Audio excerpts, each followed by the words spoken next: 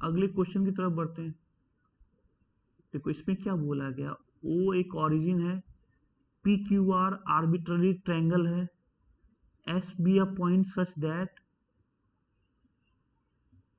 OP dot O Q OR dot OS ये ऐसा बराबर हो, then triangle PQR has S as it. तो देखो एक ट्रायंगल है, एक पॉइंट हमने S ले लिया, O यहाँ ओरिजिन है, तो देखो OP OQ OR OS ऐसा हो गया।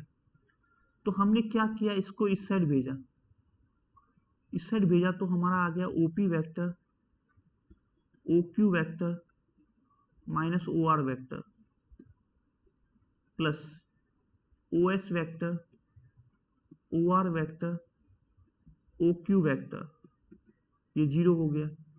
ये आ गया OP वेक्टर OQ माइनस ये QR वेक्टर हो गया, QR वेक्टर। ये आ गया OS वेक्टर, ये भी शायद QR वेक्टर हो गया, माइनस ऑफ करके माइनस माइनस QR वेक्टर।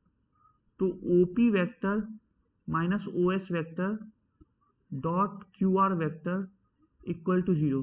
तो ये आ गया PS vector dot QR vector equal to zero, मतलब PS vector dot QR vector. तो PS वेक्टर जो है ना, ये मतलब PS, ये ट्रायंगल रह गया, तो PS वेक्टर QR वेक्टर के परपेंडिकुलर है।